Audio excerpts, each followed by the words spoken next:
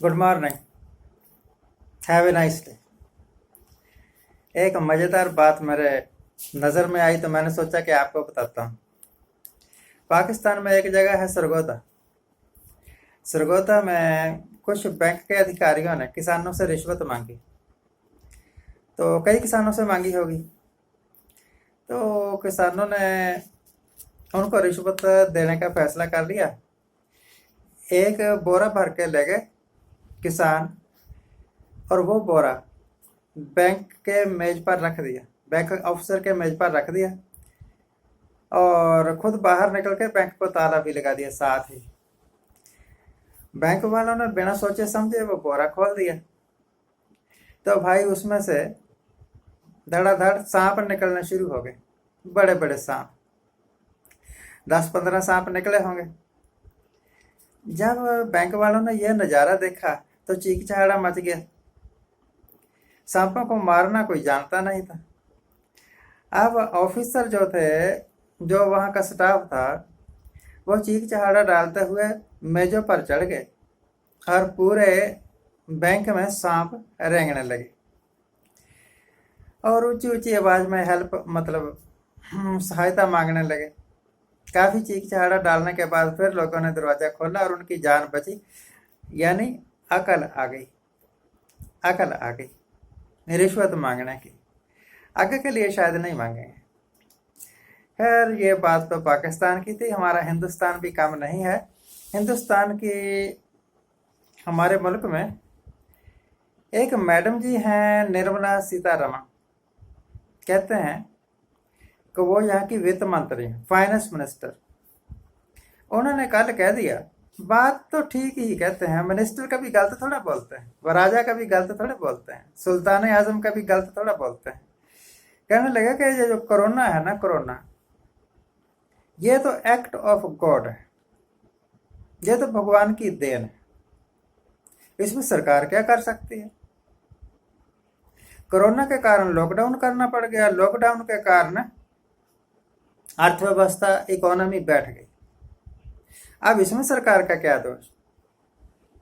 सरकार तो 18-18 घंटे, 20-20 घंटे काम कर रही है लगातार,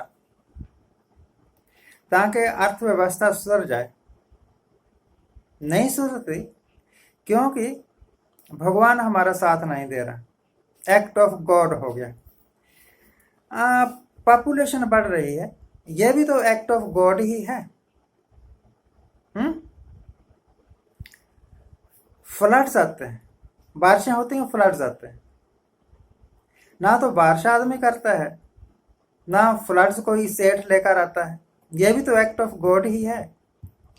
अपनी सारी जिम्मेवारियां आप आराम से ट्रांसफर कर सकते हो गॉड के नाम। फिर आपकी जरूरत ही क्या है। Why are you sitting on this chair?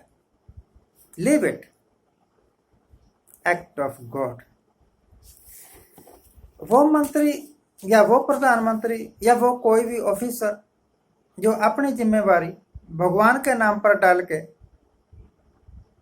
अपनी पीठ थपथपाना चाहता है कि मैंने तो 18 घंटे 20 घंटे काम किया, भगवान ने साथ नहीं दिया। समझ जाइए कि वो आदमी महानालायक है।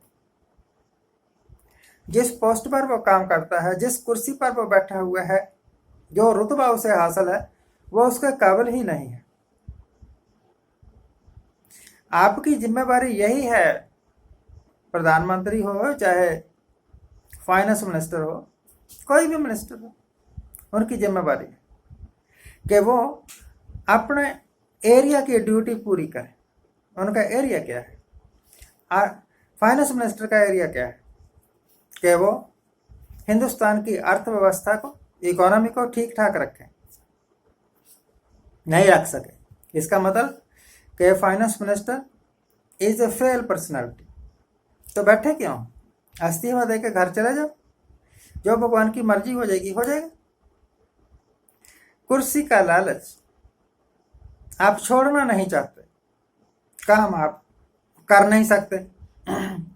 मैंने आज से 1.5 महीना पहले, शायद 1.5 महीना पहले, जिस वक्त निर्मला सीतारमण जी लगातार 5 दिन प्रेस कॉन्फ्रेंस करती रही और लगातार वो भाषण देती रही कि हमने इतने लाख करोड़ दे दिया, इतने लाख करोड़ दे दिया।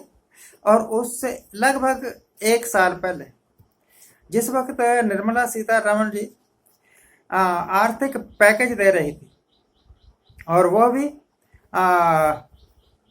इस करके कि जो कंस्ट्रक्शन सेक्टर है, जो डूबता हुआ कंस्ट्रक्शन सेक्टर है, उसको राहत देने के लिए बड़े बड़े सेठ, बड़ी बड़ी कंपनियां बिल्डिंग्स बनाते हैं ना, मल्टी स्टोरी बिल्डिंग, फिर उनको बेचते हैं, उससे उनको लाभ होता है। तो ऐसी कंस्ट्रक्शन कंपनियों को खड़ा करने के लिए इन्होंने लाखों करोड़ों रुपए खर्च कर दिए। मैंने उस वक्त भी कहा था जिस वक्त इन्होंने आर्थिक पैकेज दिए, कोरोना अनाउंसमेंट मतलब लॉकडाउन के बाद, काफ़ी देर बाद इन्होंने अनाउंसमेंट की कि हम ये राहत पैकेज दे रहे हैं ताकि इकोनॉमी जो है ना वो सरवाइव कर जाए। दोनों बार मैंने कहा कि इनके ये राहत पैकेज कुछ नहीं कर पाएंगे, इनकी स्ट्रेटेजी फेल है, इनकी नीति फेल है।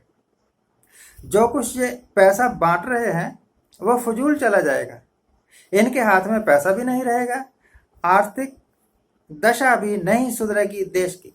बिल्कुल 100% मेरी बात वही हुई।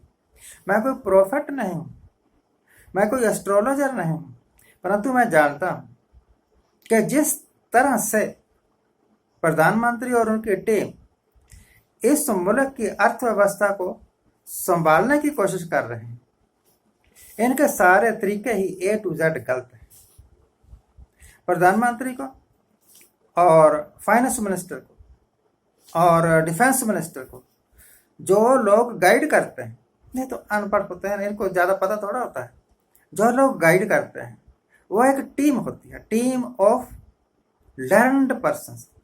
वो सारे चाटुकार हैं, वो सारे चमचे हैं, कोई भी इन लोगों को सही सलाह नहीं देता। हाँ, जो कुछ ये कह देते हैं ना उठपटांग, उसकी हाँ में हाँ मिला देते हैं। यस मैडम जी, आपने ये बिल्कुल ठीक किया है, आपका ये सुझाव बिल्कुल सही है। अरे मूर्खो, इनका तजर्बा हो जाएगा, अगर ये फेल भी हो गए तो कोई बात नहीं, परंतु देश डूब जाएगा। देश को बचाने की जिम्मेवारी इन बेवकूफ़ों की नहीं है। कई कई तो मिनिस्टर ऐसे हैं ना कि स्कूल का फाटक तक नहीं देखा और मिनिस्टर बने बैठे। हिमाचल में एक मिनिस्टर थे, देशराज, ये मैथपुर के थे, मतलब उन्ना में एक जगह है मैथपुर, वहाँ के थे। वो 8वीं में 2-3 बार फेल हुए थे भाई, बीजेपी के लीडर बन गए, फिर इलेक्शन जीता, फिर वो मिनिस्टर भी बन गए। तो ऐसे मिनिस्टर से आप क्या कल्पना कर सकते हैं कि वो क्या कर देगा।